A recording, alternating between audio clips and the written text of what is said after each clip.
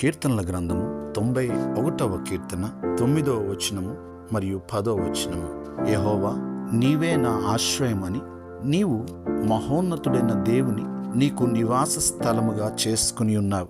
నీకు అపాయమేమీ రాదు, ఏ తెగులును నీ గుడారమును సమీపించదు. ప్రియులారా, దేవుని వాగ్దాన వాక్యము. నీవు నీ దేవుని ఆశ్రయము చేసుకున్న ఎడల, నీ దేవుని నీకు నివాస స్థలముగా చేసుకుని ఎడల నీకు అపాయమేమీ రాదని, ఏ తెగులు నీ గుడారమును సమీపించదని ఆయన వాగ్దానం చేయుచున్నాడు. ఐగుప్తులో ఇశ్రాయేలీలు ఉన్నప్పటికీ ఐగుప్తీయులకు తెగులు కలిగింది గాని ఇశ్రాయేలీలకు ఏమాత్రము కూడా ఆ తెగులు సమీపించలేదు. అట్టి రీతిగానే నీ దేవునిని ఆశ్రయిస్తే, నివాస స్థలముగా చేసుకుంటే ఏ తెగులు నీ గుడారమును సమీపించకుండా నేను కాపాడుతానని వాగ్దానం చేయుచున్నాడు. ప్రార్థన. పరమ తండ్రి, సకల ఆశీర్వాదములకు కారణభూతుడా, మీకు వందనాలు. మీ వాగ్దాన వాక్యమును బట్టి వందనాలు అయ్యా.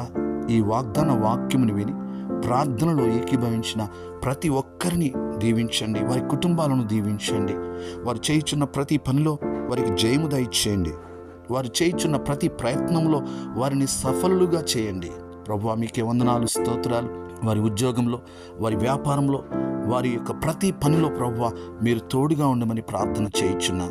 ప్రభువా, మీకే వందనాలు, స్తోత్రాలు. సమస్త మహిమ, ఘనత, ప్రభావం మీకే చెల్లిస్తూ ఉన్నాం. మీరే తోడై ఉండండి. ఈ దినమంతా మీ సన్నిధి తోడుగా ఉంచండి. ప్రభువా, ప్రత్యేకంగా ఈ నూతన మాసంలో మమ్మల్ని ప్రవేశపెట్టినందుకు వందనాలు. ప్రభు, ఈ నెలంతా కూడా మీ సన్నిధి కాంతి మా మీద ప్రకాశింపచేసి ప్రతి అపాయం నుండి తప్పించండి, ప్రతి తెగులు నుండి తప్పించండి. మీరే మహిమ పొందండి. యేసు నామములో ప్రార్థిస్తున్నాము తండ్రి. ఆమేన్.